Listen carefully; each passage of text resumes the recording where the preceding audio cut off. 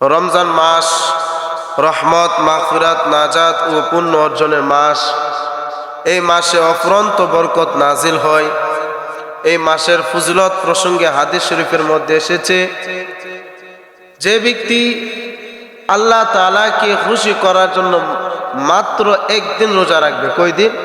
মাত্র একদিন রোজা রাখলো, একটি কাক বাচ্চা কাল হইতে বৃদ্ধ হয়ে মৃত্যু পর্যন্ত 1000 বছর যত দূর উঠতে পারবে, একজন রোজাদারকে আল্লাহ পাক রব্বুল আলামিন তত দূর রাখবেন। সুবহানাল্লাহ।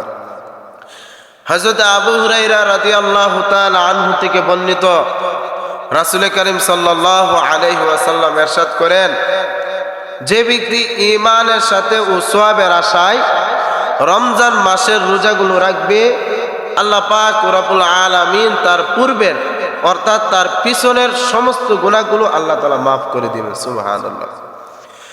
হযরতে আব্দুল্লাহ ইবনে আমর রাদিয়াল্লাহু তাআলা আনহু থেকে বর্ণিত, রাসূল করিম সাল্লাল্লাহু আলাইহি ওয়াসাল্লাম ইরশাদ করেন, কাল কিয়ামতের দিন কুরআন এবং রোজা আল্লাহ পাক রব্বুল আলামিনের কাছে সুপারিশ করবে।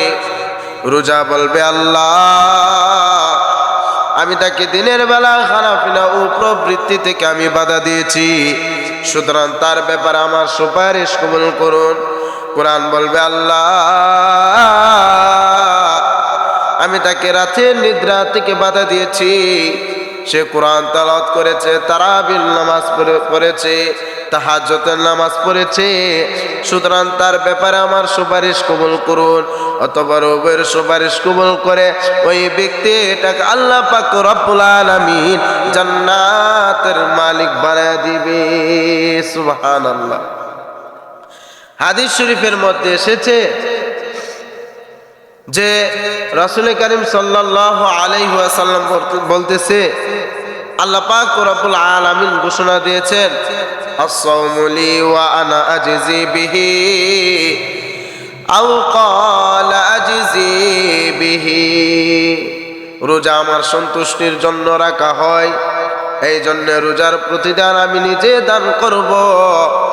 অথবা এটা বলেছেন যে আমি নিজে এর প্রতিদান কাল কিয়ামতের দিন হাসরের ময়দানে বিচার শেষ করার পর সমস্ত জান্নাতীরা জান্নাতে প্রবেশ করার পর তখন আল্লাহ পাক রব্বুল আলামিন একটা মাহফিল করবেন। ওই মাহফিলের মধ্যে আল্লাহ পাক রব্বুল